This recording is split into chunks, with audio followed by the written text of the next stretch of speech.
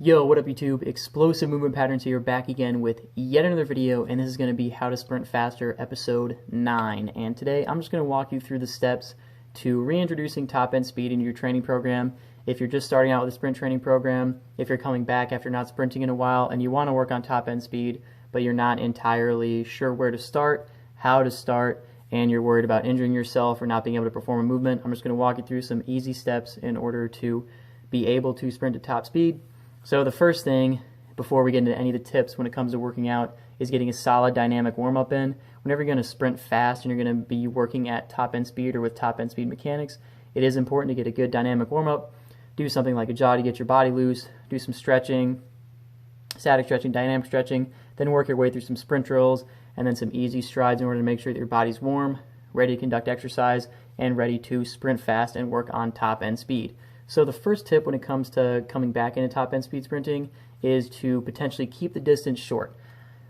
When it comes to max velocity sprinting, it's really all about getting into that upright posture and building the top speed and then holding it for a little bit. When you're just coming back, you can start off with something as simple as a fly 10 or even a fly 5. So you're really only concerned with sprinting at max velocity for those 5 to 10 meters. That is a very short amount of distance to cover, and so your chances of injury are reduced because you're building up at your own pace, you're hitting that top speed at your own pace, and you're only holding it for a very short amount of time.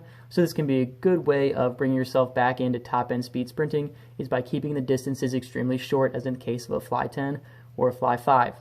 Another thing you can do is work in slightly clustered sets.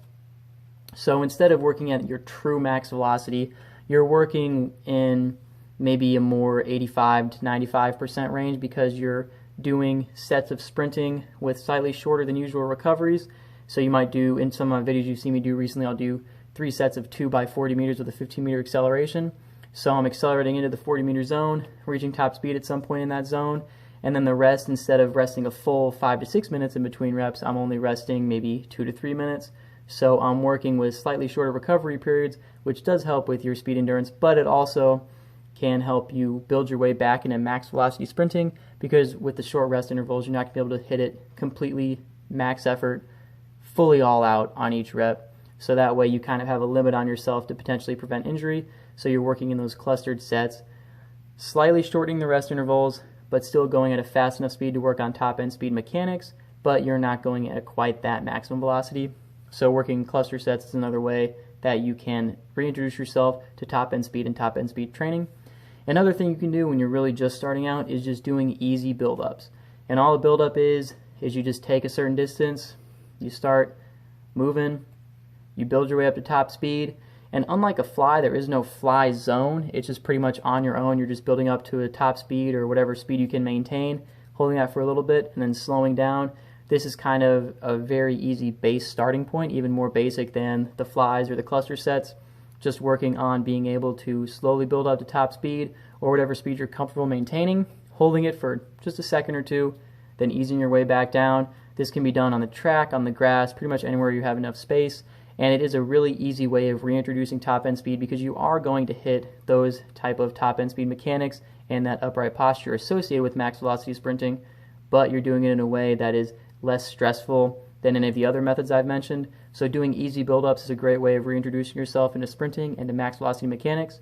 And the last thing I'm going to mention is, for all of these tips I've given, one thing you can do is just think about what is the fastest I can go while staying relatively relaxed. A lot of times for top end speed, whenever you're hitting your true max velocity, you're going to be going all out. You're going to feel like you're going really hard because that's just what it takes to sprint at top speed. But for the sake of reintroducing yourself into top speed, find whatever speed you can go at, where you're going fast, you're hitting good positions, you're hitting that upright posture, and you're sprinting at a fast speed, but you're able to stay relaxed and stay in rhythm. Whenever you find that pace, keep at that and don't pressure yourself in order to go faster and faster and faster. Find whatever speed you can go at while staying relaxed, staying in rhythm, and feeling good about your sprinting. So, in summation, whenever you're coming back into top end speed sprinting, you want to know where to start. Start with some easy build-ups where you're just building up to top speed or whatever speed you can maintain in a relaxed manner, holding it for a little bit, then shutting it down.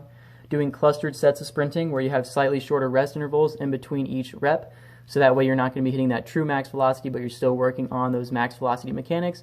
And then lastly, hitting short distances of top end speed like fly 10s or fly 5s whenever you're just getting back into sprinting, so that way you are reducing the chance of injury because you are going at a short distance. And lastly, if you ever have any doubts about sprinting at top speed, just find whatever speed you can sprint at while staying relatively relaxed and staying in rhythm. Hope you guys enjoyed the video. Hope you guys take some of these tips into your sprint training. Explosive Movement Patterns signing off. Peace.